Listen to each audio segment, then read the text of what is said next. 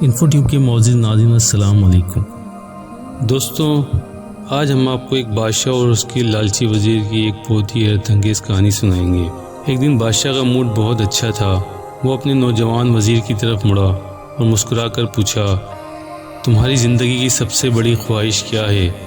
وزیر شرما گیا، اس نے منہ نیچے کر لیا۔ بادشاہ نے کہکا لگایا اور بولا، تم گھبراؤ مت، بس اپنی زندگی کی سب سے بڑی خواہش بتاؤ۔ وزیر گھٹنوں پر جھکا اور عاجزی سے بولا، حضور، آپ دنیا کی خوبصورت ترین سلطنت کے مالک ہیں۔ میں جب بھی یہ سلطنت دیکھتا ہوں تو میرے دل میں خواہش پیدا ہوتی ہے کہ اگر اس کا 10واں حصہ میرا ہوتا تو میں دنیا کا خوش نصیب ترین شخص ہوتا۔ اس کے بعد وزیر خاموش ہو گیا۔ بادشاہ نے کہکا لگایا اور بولا، میں اگر تمہیں اپنی آدھی سلطنت دے دوں تو؟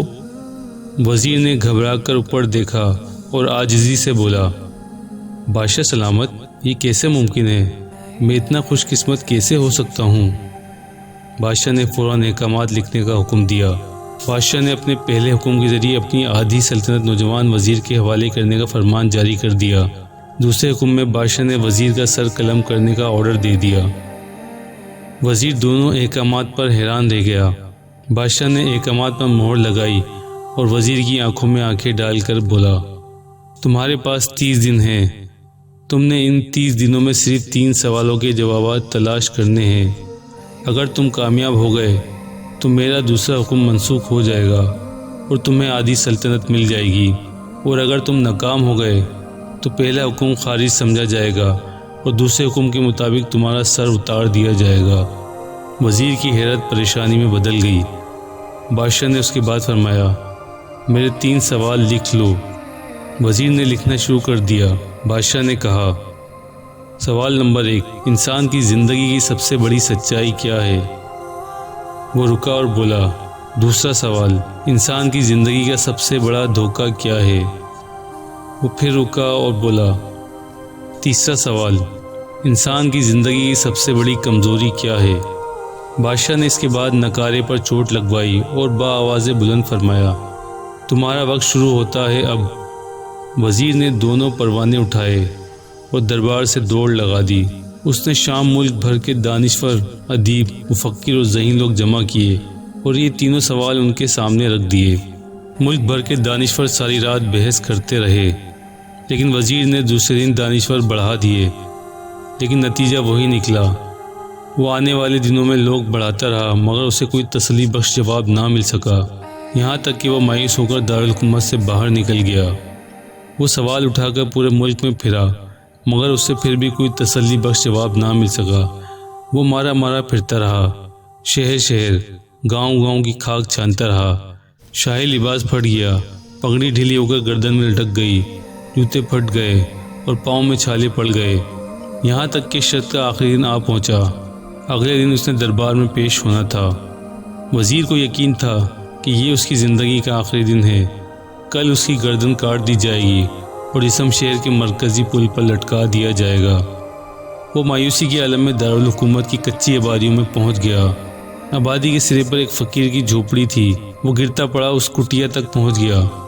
فقیر سوکھی روٹی پانی میں ڈبو کر کھا رہا تھا، ساتھ ہی دودھ کا پیالہ پڑا تھا اور فقیر کا کتا شڑاپ شڑاپ کی آوازوں کے ساتھ دودھ پی رہا تھا۔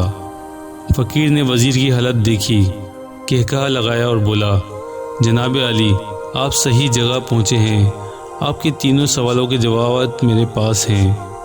وزیر نے حیرت سے اس کی طرف دیکھا اور پوچھا، آپ نے کیسے اندازہ لگا لیا کہ میں کون ہوں اور میرا مسئلہ کیا ہے؟ فقیر نے سوکھی روٹی کے ٹکڑے چھابے میں رکھے، مسکرایا، اپنا بوریا بستر اٹھایا اور وزیر سے کہا، یہ دیکھیے، آپ کو بات سمجھ آ جائے گی۔ وزیر نے جھک کر دیکھا، بوری کے نیچے شاہی خلعت بچھی تھی۔ یہ وہ لباس تھا جو بادشاہ اپنے قریب ترین وزراؤں کو عنایت کرتا تھا۔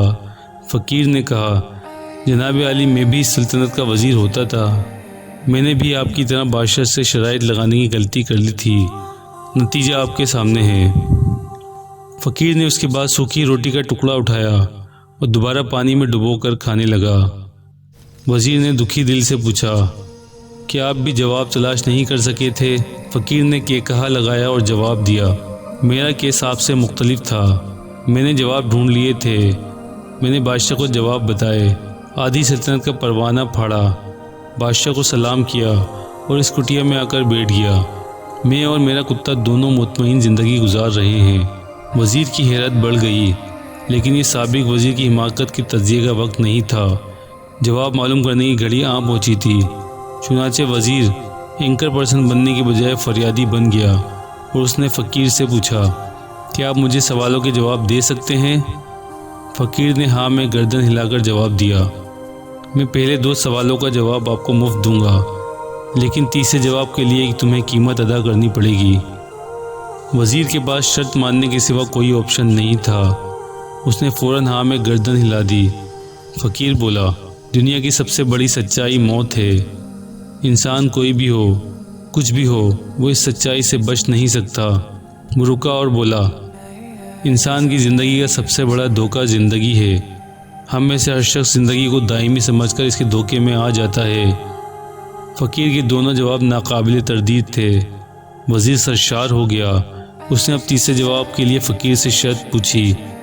فقیر نے کہا لگایا، کتے کے سامنے سے دودھ کا پیالہ اٹھایا، وزیر کے ہاتھ میں دیا اور کہا، میں آپ کو تیسرے سوال کا جواب اس وقت تک نہیں دوں گا جب تک آپ یہ دودھ نہیں پیتے۔ وزیر کے ماتھے پر پسینہ آ گیا۔ اس نے نفرت سے پیالہ زمین پر رکھ دیا۔ وہ کسی قیمت پر کتے کا جھوٹا دودھ نہیں پینا چاہتا تھا۔ فقیر نے کندھے اچکائے اور کہا، تمہارے پاس اب 2 راستے ہیں، تم انکار کرو اور شاہد جلاد کل تمہارا سر اتار دے، یا پھر تم یہ آدھا پیالہ دودھ پی جاؤ اور تمہاری جان بچ جائے گی اور تم آدھی سلطنت کے مالک بھی بن جاؤ گے۔ فیصلہ بہرحال تم نے ہی کرنا ہے۔ وزیر مقمصے میں پھنس گیا۔ ایک طرف زندگی اور آدھی سلطنت تھی اور دوسری طرف کتے کا جھوٹا دودھ تھا۔ وہ سوچتا رہا یہاں تک کہ جان اور مال جیت گیا اور سیلف رسپیکٹ ہار گئی۔ وزیر نے پیالہ اٹھایا اور ایک ہی سانس میں دودھ پی گیا۔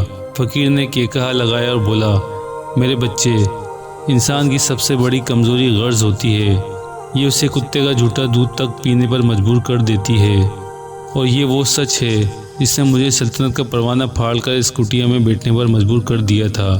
میں جان گیا تھا، جو زندگی کے دھوکے میں آؤں گا، میں موت کی سچائی کو فراموش کرتا جاؤں گا، اور میں موت کو جتنا فراموش کرتا رہوں گا، میں اتنا ہی غرض کی دلدل میں دھستا چلا جاؤں گا، اور مجھے اس روز دلدل میں سانس لینے کے لیے غرض کا غلیظ دودھ پینا پڑے گا۔